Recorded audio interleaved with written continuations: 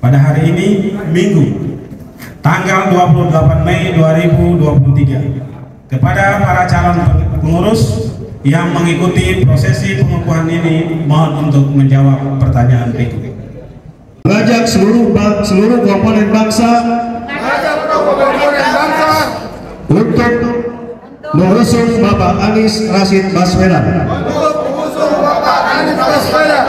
sebagai calon presiden tahun 2024. Acara ini adalah pengukuhan pengurus relawan Aliansi Nasional Indonesia Sejahtera, disingkat ANIS, di Kota Jakarta Selatan. Sebagaimana kita ketahui, relawan ANIS telah hadir pada tanggal 20 Oktober 2021 lalu. Kami mulai deklarasi di Gedung Juang. Dalam perjalanannya alhamdulillah kami sudah hadir di 34 provinsi dan di 400-an kabupaten kota.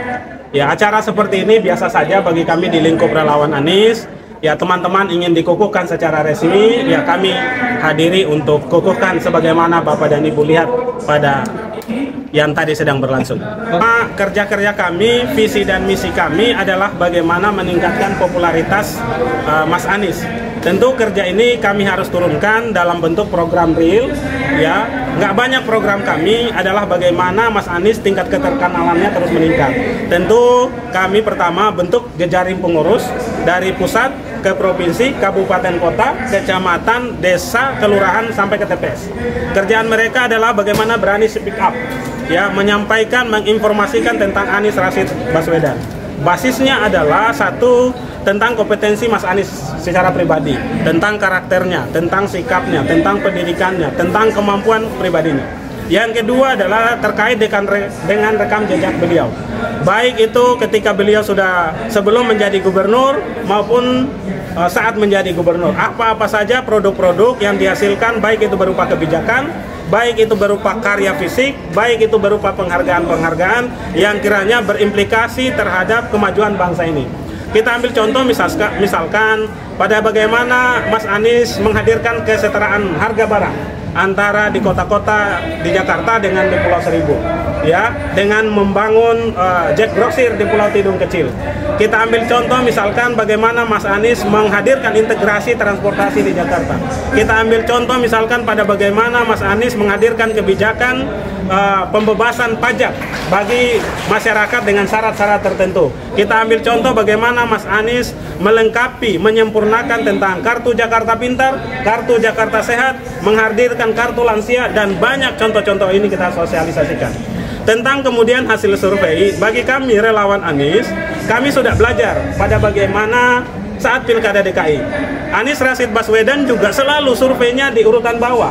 Tetapi kami maknai survei ini adalah sebagai cambuk, adalah sebagai motivasi bagaimana meningkatkan semangat dan kerja kami untuk lebih semangat lagi.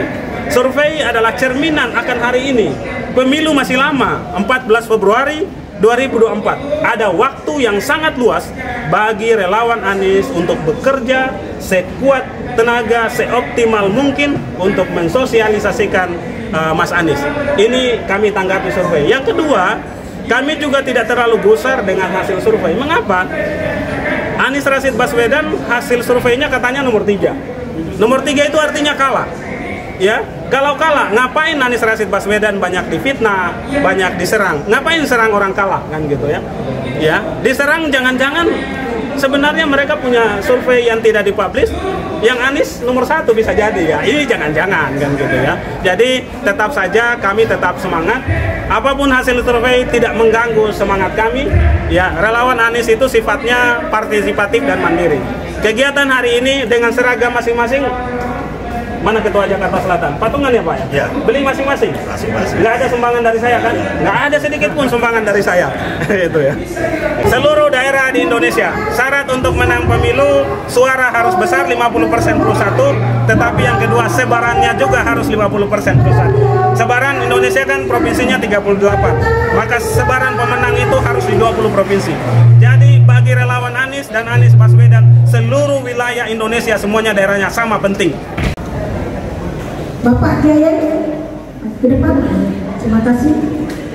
Untuk itu kami Karena Anies ini kan Anies tinggal di selatan. Ya tugas kita kan berat. Ya programnya kita harus memberikan dari pertama dari keluarga dulu. Ya, saya punya keluarga berapa? Kita solusikan Anies begini. Kita bicara fakta digitalisasi Anies bagaimana kita bicarakan. Utama ya anak-anak yang generasi Z. Ya, itu akan kita utamakan. Karena dia belum tahu bagaimana politik Indonesia ini. Itu yang kita akan berikan sosialisasi. Ya. Semua pendengar Sebetawi harus memilih Anies. Siap. Sebetawi, yang bisa dulu. Jangan